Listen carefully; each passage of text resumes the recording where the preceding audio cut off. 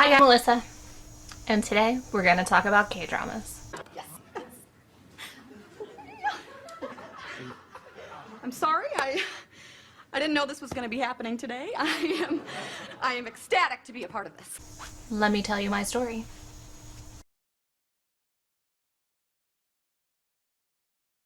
It started one day when I was in my first undergraduate degree program at a school in South Florida.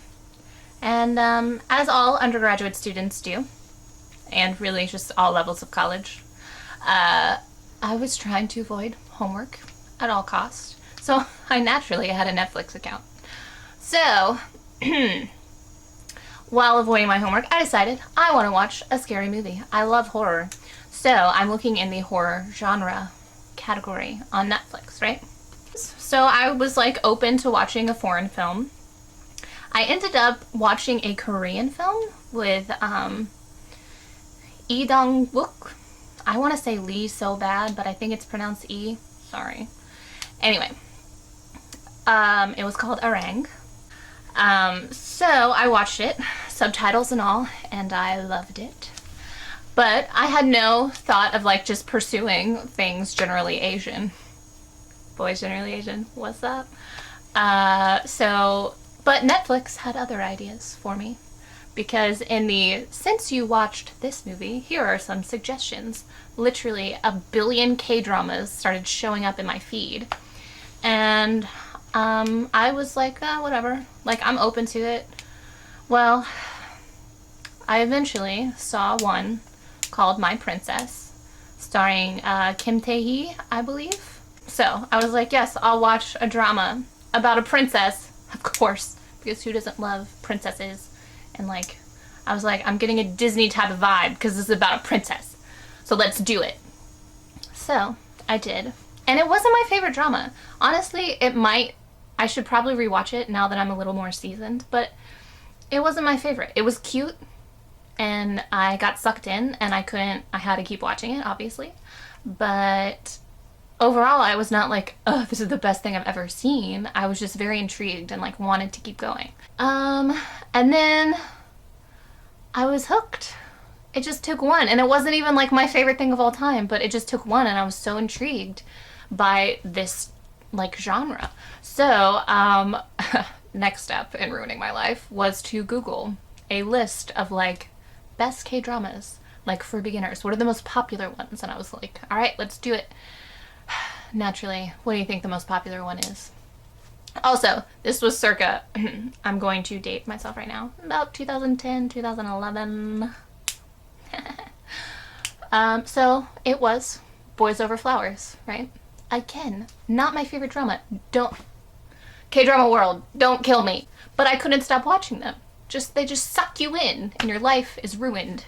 Because instead of doing productive things, you're just watching K-drama marathons. So, next up, and I don't know if I watched another drama in between this, but this was like the killer. The one that got me. And I'll never look back. Coffee Prince. Oh, God. It's still probably my favorite K-drama.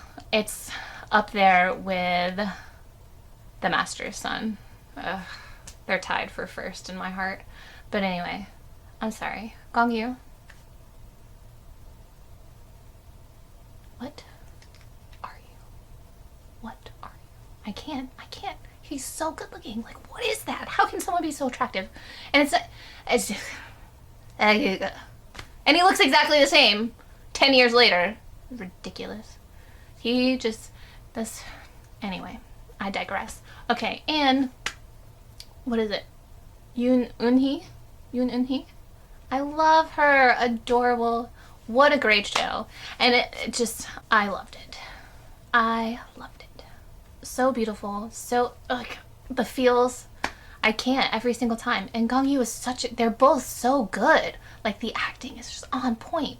Like, the emotions, the scene. Wait, spoiler alert if you haven't seen it, which you should because it's like 10 years old. Go watch it. The scene after he already knows that she's a girl and he like goes to her and they're talking on the terrace and he's like, I need someone who believes in me. That whole scene. 있잖아. 나는 나 믿어주는 사람이 필요해. 개망난이라고 해도 천하에 쓸데없는 놈이라고 모두가 날 욕해도 최한결은 기회가 없었을 뿐이다. 최한결은 한다면 하는 놈이다. 최한결은 아직 하고 싶은 일을 못 만났을 뿐이다. Just rip my heart out. 정말 한다면 하는 놈이다. 그렇게 나 믿어주는 사람. Like I feel it. I feel you. Like so good. 너무 미안하고 내가 너무너무 잘못한 거 아는데요. 좋아해요. 사랑한다고요. 가게에서 나가라면 나갈게요. 보기 싫으면 그래도 보면 안 돼요? Anyway, we're still talking. I'm talking about specific K-drama things, but in general.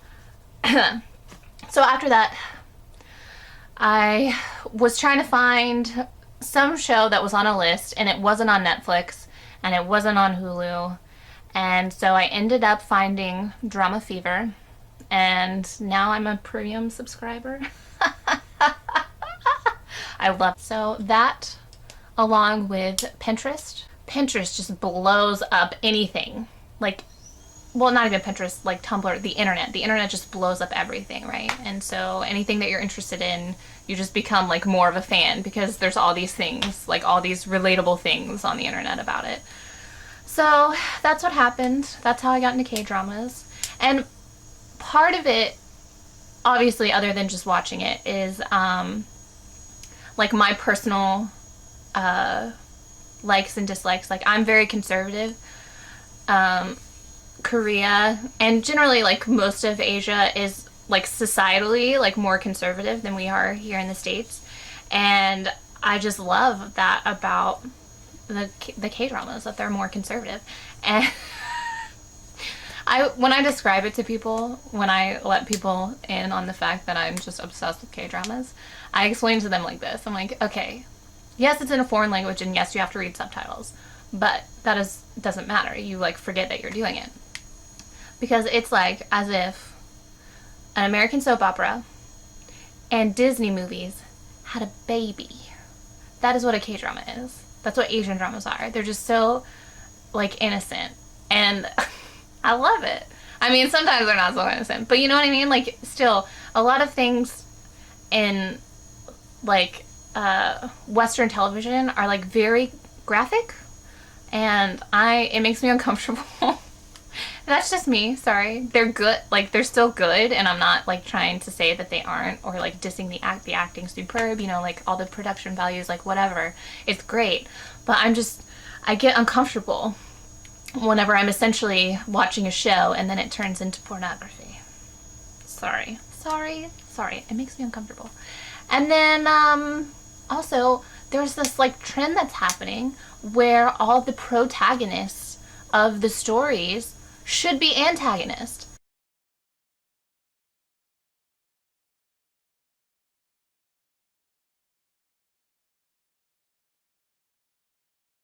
They're like morally unstable, and you're just like, I just can't. I'm like, ah! For like, there are certain shows where I like see what it's about, and I know that I don't even want to watch it because I know that I'm just going to be invested in the characters and care about them, and I'm going to be so irritated that they're making these stupid decisions. Like, no, that is not a good idea. No, you should not do that because the consequence is obvious. And yet you do. And yet you do. And so I just can't.